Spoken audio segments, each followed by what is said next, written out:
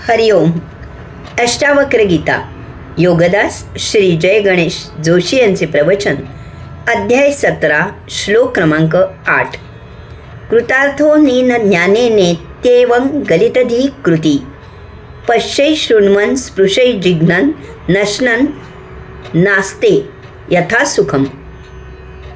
भावार्थ: ह्या अशा ज्ञानाने कृतार्थ झाल्यामुळे ज्याची बुद्धी गळून गेली आहे, असा कृतकृत्य पाहत असूनही, ऐकत असूनही, स्पर्श करत असूनही, वास घेत असूनही, चव घेत असूनही मोठ्या समाधानात राहतो. भाग 1. साधकांना जीवन जगताना फार मोलाचा असणारा, योगाचरण टिकवून राहायला फार उपयुक्त होणारा असा उपदेश अष्टावक्र मुनी येथे करत आहेत. येथे परस्पर विरुद्ध गोष्टी सांगितल्या आहेत. त्यामुळे याचे प्रत्यक्ष जीवनात आचरण करणे हे एक चांगले आव्हान ठरते आणि त्यामुळे त्यात जास्तच आनंद मिळतो. जीवन एक संगीत होते. चांगल्या खेळाडूला उत्तम प्रतिस्पर्धी मिळाला तर खेळाचा जास्त आनंद लुटता येतो. ह्या अशा ज्ञानाने कृतार्थ, कृतकृत्य झालेला, ह्या अशा ज्ञानाने म्हणजे आत्तापर्यंत अष्टावक्र मुनींनी साक्षी राहण्याचा, जीवन जसे आहे तसे ते स्वीकार किंवा अस्वीकार न करता जगले जाण्याचा जो उपदेश केला आहे, त्या ज्ञानाचा येथे संबंध आहे. आता मजा पहा की साक्षी राहायचे आहे आणि तरीही त्याचबरोबर कृतकृत्य व्हायचे आहे, कृतार्थ व्हायचे आहे. कृतीला साक्षी राहिल्यावर कृती कशी होणार? तरीही ह्या दोन्ही गोष्टी एकाच वेळी साधायच्या आहेत. ह्या अशा ज्ञानाने कृतार्थ झाल्यामुळे ज्याची बुद्धी गळून गेली आहे. आता साधक घटनांना कितीही साक्षी राहत असला, नैसर्गिक जीवन उत्तम प्रकारे जगत असला, तरी त्याला बुद्धी असल्याशिवाय, ती त्याची बुद्धी कुशाग्रतेने दृश्य ग्रहण करत असल्याशिवाय ज्ञान कसे मिळणार? तसेच बुद्धी शाबूत असल्याशिवाय ज्ञान कसे टिकणार? तरीही अष्टावक्र मुनी सांगतात की ज्ञान तर झाले आहे आणि तरीही बुद्धी गळून गेली आहे.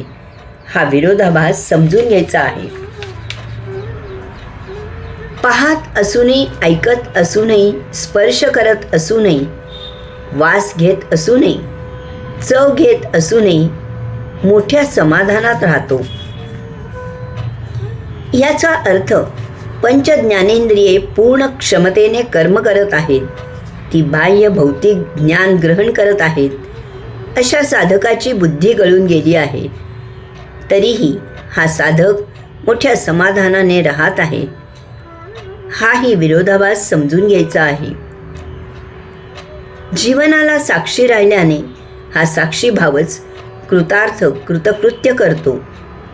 हे असे जीवन महा आनंद देते. आपला मुलगा परीक्षेत पहिला क्रमांक मिळवितो. आपण काहीच केलेले नसते. आपण त्याच्या अभ्यासातही सहभागी नसतो, म्हणजेच साक्षी असतो. तरीही परीक्षेतील मुलाच्या यशाने आपण कृतार्थ, कृतकृत्य होतो. हेच तत्व आपण आपल्यासाठी जीवनामध्ये वापरायचे आहे. एखाद्या घटनेमुळे जर सौख्य मिळाले आणि त्यामुळे जर भावना उचंबळून आल्या, किंवा एखाद्या घटनेमुळे जर दुःख झाले आणि त्याचे उमाळे येऊ लागले, तर सौख्याच्या त्या उचंबळलेल्या भावनांकडे किंवा दुःखाच्या त्या उमाळ्यांकडे साक्षी भावनेने नुसते पाहत राहा. तुम्ही सौख्यातून किंवा दुःखातून बाहेर येता, त्याच्या अतीत होता.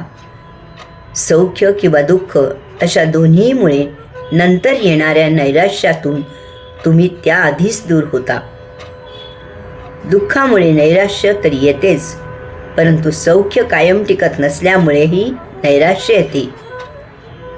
साक्षीत्वामुळे सौख्य किंवा दुःख अशा आत्यंतिक टोकाला न जाता तुम्ही संतुलित होता, संयमित होता. तेथेच केवळ आनंद असतो. या आनंदामुळे तुम्ही कृतार्थ कृतकृत्य होता. एकेका रिपूशी लढा देऊन कोणी कधी ती लढाई जिंकत नाही, कारण हे रिपू एकटे एकटे नाहीत, ते संलग्न एकातून दुसऱ्याचा उदय होणारे आहेत.